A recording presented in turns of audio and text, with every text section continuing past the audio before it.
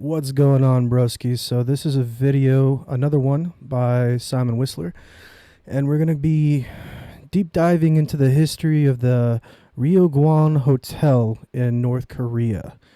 It's titled Hotel of Doom. I'm going to leave the original video in the description, and if you like this video, don't forget to, like and subscribe. I think history is pretty cool, so we're going to be deep diving into some of this shit.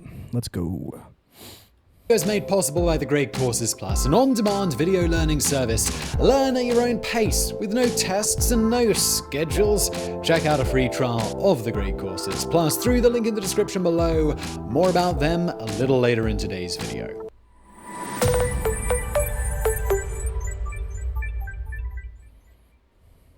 It's been called the ugliest building in the world. Looming over the heart of Pyongyang, the Ryugyong Hotel looks like a cross between an ancient pyramid and a retro spaceship. Standing at 330 meters tall, this concrete behemoth dwarfs the surrounding apartment blocks. At the time it was built, the Ryugyong was intended to be the tallest hotel in the world, a 99-floor skyscraper that would project North Korean might to the very edges of the earth. But that never happened. Instead, work ground to a halt in 1992, leaving only a desolate skeleton. The nickname the Western press gave this unfinished eyesore, the Hotel of Doom. But what caused this grand project to go awry? What unknown calamity turned this socialist dream into so much abandoned concrete?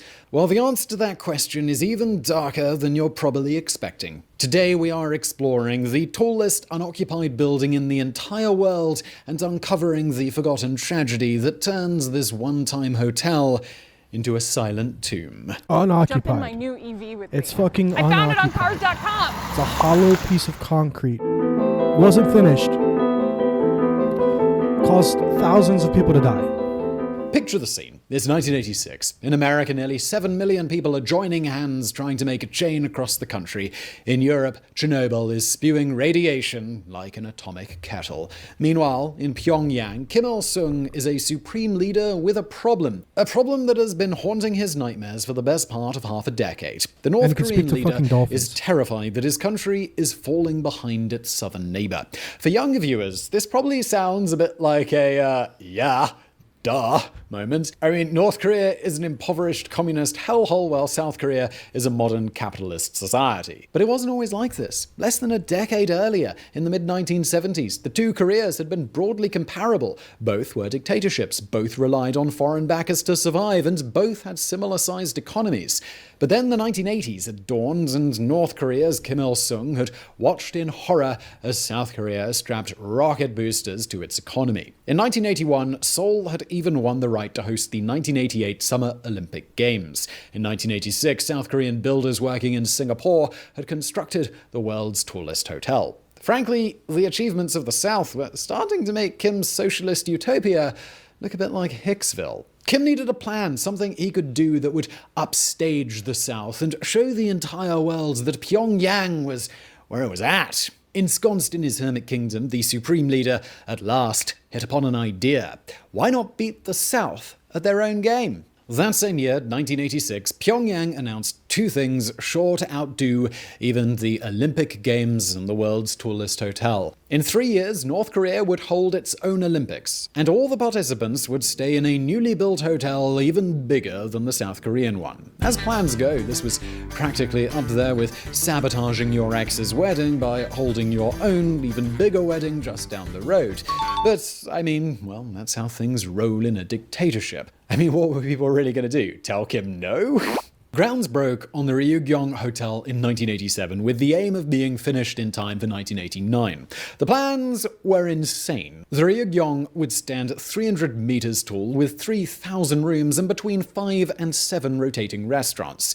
It was built to last too, forged purely from durable concrete. This is one explanation for why the hotel looks like a pyramid, and that's to make sure that all the weight of the concrete was distributed over a wide area. But there's another explanation too. By the mid-1980s, Kim was already preparing the way for his son, Kim Jong-il, and yes, there's going to be a lot of Kims popping up in today's video, to become the new leader. An integral part of the younger Kim's myth was that he was born on the storied Mount Paektu. What better way to remind the party faithful in Pyongyang than by by building a giant mountain to watch over them. The same year work began, Kim decreed the Ryugyong would be a special zone, somewhere vices like gambling and capitalism would be allowed. This was part of Kim's plan to attract over $200 million in Western investment. He even envisaged Japanese tour groups staying in the hotel and never having to leave its vast premises. And look at where we are now. North Korean soldiers going over to the West for fucking, I don't know, working on Russia's labor camps or funding their infantry. Look at who we are now and where they are and what the fuck is going on. How did that all end up? Little did Kim the Elder know, but none of his grand dreams would come to pass. In just 5 short years, the Ryugyong would become not a symbol of North Korean success, but of its sudden decline.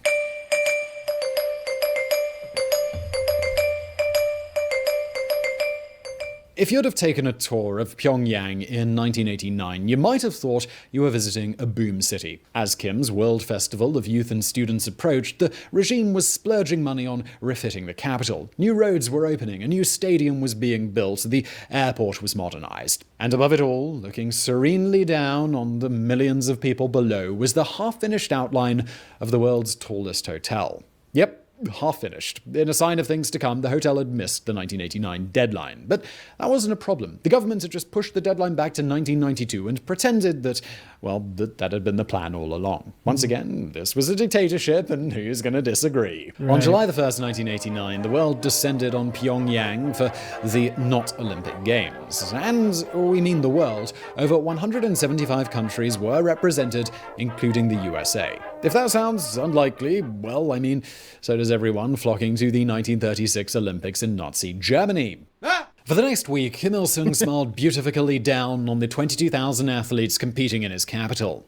This was North Korea at its best, glistening in the summer sun, the pinnacle of communism.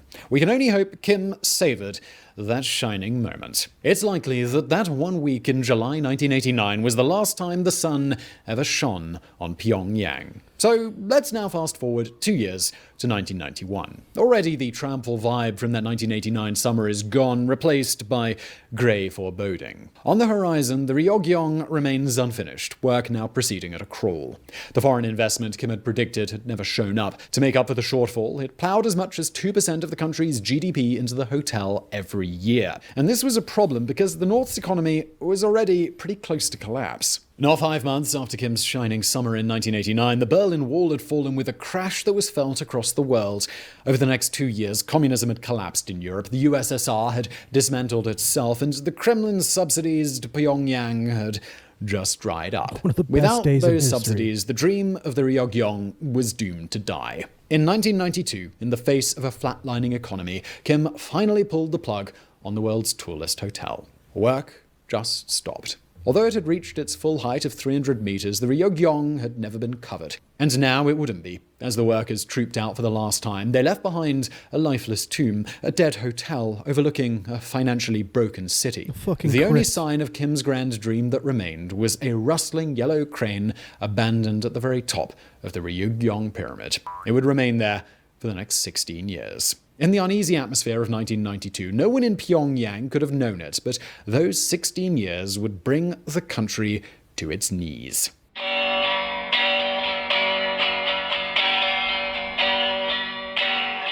In the following years, the Ryugyong would come to symbolize the catastrophe engulfing North Korea, a crisis brought on by hubris, mismanagement, and incompetence. A crisis known to the West as the North Korean famine. But before we get into the chilling part of today's story, we do need to back up a little and explain exactly how it happened. How the triumph of July 1989 could turn to the unspeakable horror of the mid-1990s. To do that, we need to go back to the very birth of North Korea.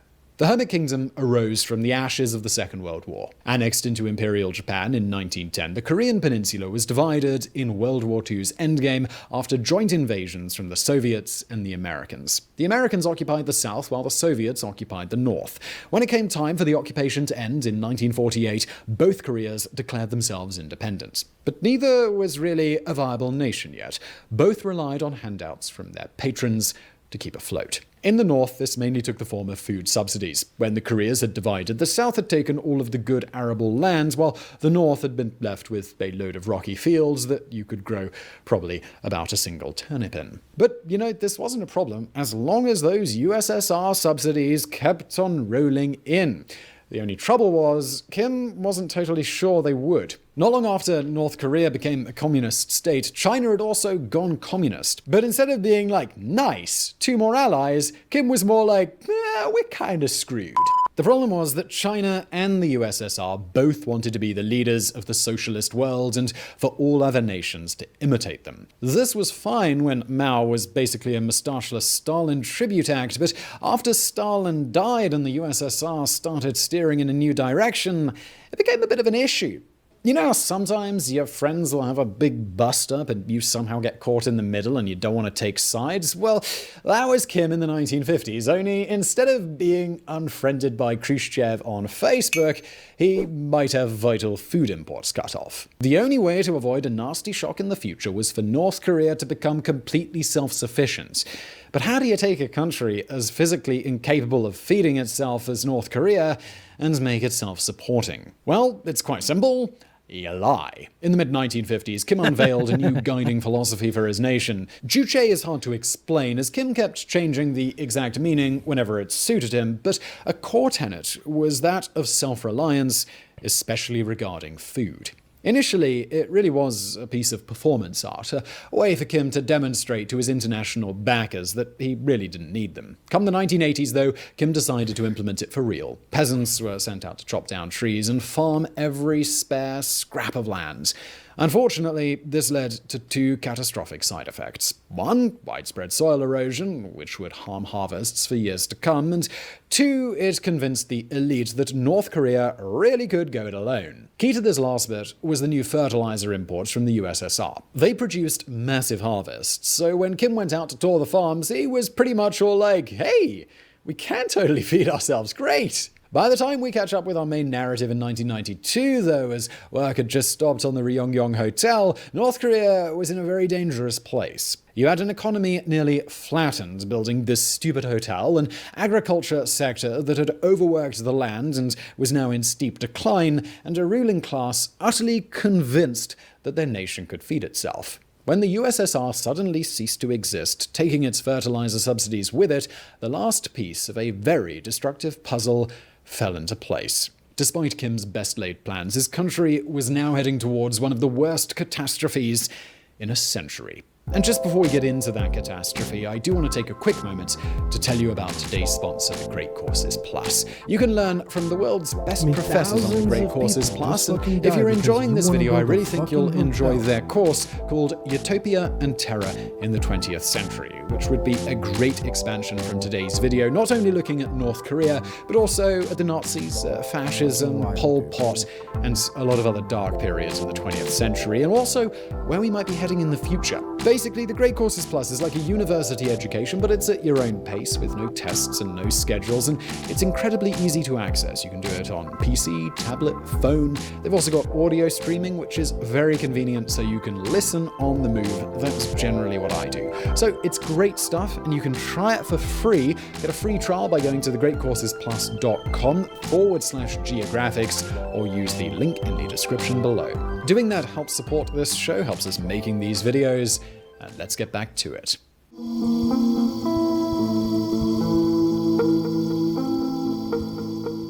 It was July the 8th, 1994, exactly 5 years to the day since North Korea's Great Summer ended, when Kim Il-sung finally died. As he went off to the great mountain in the sky, we can only hope that his soul caught one last glimpse of the unfinished Ryongyong Hotel, and that he felt a pang of sadness. If he did, it would have been just the first time in the coming decades that the sight of the hotel moved someone to tears. At the time Kim died, the storm clouds were gathering around North Korea, but the deluge hadn't yet started. It would fall instead on his son. Kim Jong-il didn't officially take over the nation until years after his father's death, but unofficially he held all the power and all the responsibility for around 25 million lives. And this was a problem because Kim the Younger was even less responsible than Butthead.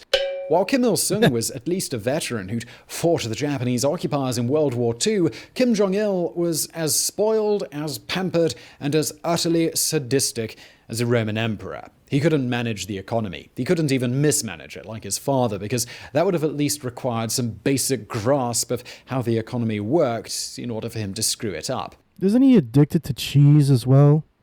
I'm pretty sure he has a heart condition now because he eats too much cheese. This was the guy at the top just as Kim Il-sung's chickens came home to roost. Just as soil erosion, lost fertilizers, the finances broken by building the Ryugyong, and an obsession with self-reliance, they all collided to create one of history's most devastating famines. By summer 1994, there were food shortages across the nation. In response, the regime coined the cheery slogan, "Let's only eat 2 meals a day." Don't let the word "let's" fool you into thinking there was some choice here, though. The government had complete control of food distribution. If they wanted you to only eat 2 meals a day, well, that's all you were going to eat. Yet even this didn't slow down the growing crisis. At first, Kim the Younger tried to make lemonade from the desiccated lemon husks that life had handed him. He allowed food to be rationed on a loyalty basis. Those who unquestionably followed the regime got just enough to live on, and those suspected of disloyalty, well, they starved to death. But soon, there wouldn't even be enough food for this. In 1995, catastrophic flooding ruined what few crops were left. Panicked, the regime accused the nation's farmers of hoarding crops and reduced their food rations. And with that began a deadly cycle of incompetence. Faced with lower rations for the false charge of hoarding food, North Korea's farmers started hoarding it for real. This led to many farmers being executed, even though there was no one to take their place. Those who survived were simply able to bribe the soldiers with some of that hoarded grain. Either way, the mega crops stayed out of the hands of the general population. By the end of 1996, the state had effectively collapsed. There was widespread starvation and population flight as citizens just ran for the safety of China. In Pyongyang, a city only party loyalists were allowed to live in, people suffered malnutrition so extreme that the skin began to flake from their faces. Throughout the entire famine, only the military was able to have anything approaching a normal diet, a necessary precaution to stop them rebelling. But there was one exception to all of this misery. During the height of the famine, Kim Jong-il was having chefs flown in from 5-star hotels across the world to prepare him the rarest delicacies. As the dictator filled his belly, a holocaust was unfolding in the villages. Buckle up, because the next section's going to be grim.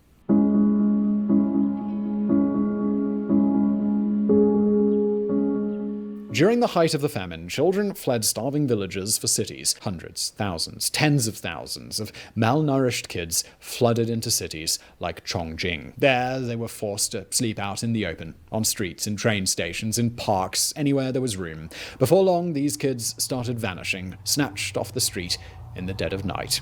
While most had simply died of hunger or exposure, a small number may have met a much worse fate. According to rumors at the time, children were being abducted by starving people in order to be eaten. We have no way of knowing if this story is true. North Korea is so closed off that it's impossible to verify anything that happened in these grim years. All we have are just whispers from defectors. But the mere fact that this story exists shows just how bad things got in the 1990s. The government named the period of famine the Arduous March, after a military action Kim Il-sung took against the Japanese in the depths of winter, forcing his soldiers to march on despite the cold. But at least those men had been marching towards a goal. There was a dignity in their suffering. In the arduous march of the 1990s, those who clung to their dignity simply didn't survive. There are tales, some backed up by eyewitness statements, of families banishing their elder relatives to die so that the children might survive. There are tales, too, of peasants reduced to eating grass, of the frog population nearly going extinct as people turned to eating them. It's that woman that actually escaped a couple of years back. She was on Joe Rogan, I believe. Or was it Jordan Peterson? But yeah, there's this woman who escaped, and she said that she had to live off of eating bugs for a while. I mean, it's proven that there are fucking people that were living and are probably still living in North Korea right now that aren't able to fucking eat. And here we are amongst ourselves ignoring it, which I feel like it's a duty as just a human being in any fucking civilization to look and say, hey, that's pure fucking evil, dude. Like, what was that fucking movie? The Interview? That movie was fucking. They tried to cancel that fucking movie. I remember them threatening nuclear war if that movie came out, and they got released on YouTube. And I actually had to hunt down a movie theater just so I could fucking see it, because I was that determined to see that movie. Because North Korea is fucking evil, dude. They need to be fucking wiped. The government there needs to be fucking wiped. Every one of them, not just the one dude in the top, but I'm talking about every one of them, like a layered fucking onion. Just cut them all out, all 30 of them, all 50 of them, however many of them there are. Just take them all out, dude. Not with a bomb, just headshots, like fucking John Wick. Just fucking target them all. Fucking remove them for history. That shit's awful. Said that infant mortality skyrocketed, that an entire generation of children grew up with the physical and mental defects brought on by extreme malnutrition. Overall, it's impossible to say what the cost of the arduous march was. The North Korean government... Their average height is significantly shorter and smaller than every other human race because of that arduous fucking starvation that they've been dealing with for decades. Contends 240,000 died, but the most common estimate is between 2.5 and 3.5 million people. That's equivalent to 10% of the entire population. On a per capita basis, even Mao's Great Leap Forward was less horrific. That was Mao's Great Leap Forward. This is why we referred to the Ryogyong as a tomb all the way back in the opening section of this video. It may not have been the only factor, but Kim Il-sung's vanity project had helped devastate the economy, putting the North on the path to famine. Now, still in its broken, unfinished state, the hotel had become a vast monument to all of those dying in the countryside, a reminder of the nameless North Koreans sacrificed on the altar of Kim's vanity. Finally, in 1996, Pyongyang dropped Juche's agricultural element and begged the international community for food aid. At first, the Western nations did it, then they agreed, but funneled the aid through Pyongyang, where black marketeers swiped it all and resold it at inflated prices. When the aid agencies came to North Korea in person, the regime cleared all the dead and dying out of Pyongyang. And that's what the West saw. A city that was hungry, but not in the grips of something comparable to Ukraine's Holodomor. But the Holodomor this was. Out in the countryside, entire villages had just faded away. The arduous march came to an end in 1998. By that time, an entire generation had been traumatized. In a better world, the Ryogyong would have been left unfinished to mark what had just happened, a monument to those vanished lives. But North Korea is like a backwards elephant in that respect. It excels at forgetting. It excels at covering up. And it wouldn't be long before the Ryogyong was covered up in a very literal sense. Yeah, just the exterior of the fucking building. In 2008, Egypt's Orascom conglomerate made a surprise announcement. They would be building North Korea's first 3G network. As part of their contract, they had agreed to simultaneously finish the Ryogyong's exterior. Let's just say this raised more than a few eyebrows. By 2008, North Korea had become an international pariah. It had tested its first atomic bomb and been branded part of the axis of evil by then-President George W. Bush. And now, here it was, suddenly determined to finish a hotel that no one would ever stay in. That same year, Orascom removed the rusting crane from the hotel's roof, bringing to an end a 16-year construction hiatus. Over the next 3 years, they slowly covered the exposed concrete shell in glass, turning what had been a tomb into a sleek skyscraper. Even before they finished, the regime was already embracing the change. On May 1st, 2009, a spectacular fireworks display was launched from the hotel, lighting up the night sky. From airbrushing the hotel out of official photos only a few years before, the regime seemed to be actively embracing it, almost like finishing the hotel could erase the hungry ghosts of the 1990s from history. Not long after Orascom finished the hotel's exterior, Kim Jong-il finally passed away, and power transferred to Kim Jong-un. Just like his father, and like his grandfather before him, the newest Kim got right on with working on the hotel. Originally, the plan was to sell it to a luxury hotel company. In 2013, German group Kempinski even declared that they would take over the Ryogyong, but that deal quickly fell through. Around the same time, pictures emerged of the inside of the structure. It was as bare and as empty as it had ever been. While the exterior was now done, it looked like nothing was ever going to happen on the inside.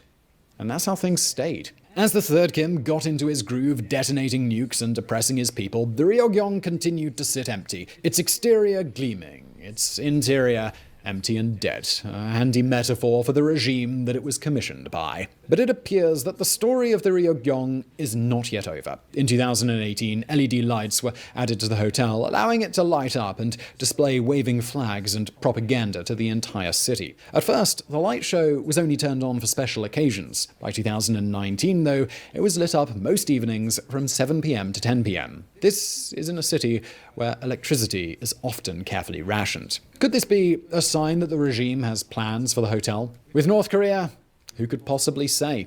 Today, the Ryugyong occupies a strange place, both gleaming and unfinished, useful and utterly useless. It may be that this latest Kim has some grand plan for it. It may be that those international investors may finally arrive.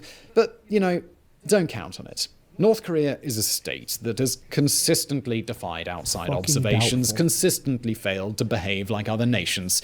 Where it should have collapsed, it tottered on. Where its people should have overthrown their leader, they've instead remained cowed by him, even as it cost them their lives. In such a nation, any prediction we could possibly make about the hotel's fate would just be bound to be proven wrong. Like Ceausescu's palace in Romania, the Ryugyong Hotel is a luxurious symbol of deprivation, a grand monument to a single man's ego, built even as his nation starved. Unlike in North Korea, though, Romanians snapped. In December 1989, they overthrew Ceausescu's communist government and shot the dictator and his wife against a wall. Today, the palace of the parliament is used by the civilian government. No longer just a symbol of oppression, but a modern state that has cast off the long shadow of communism.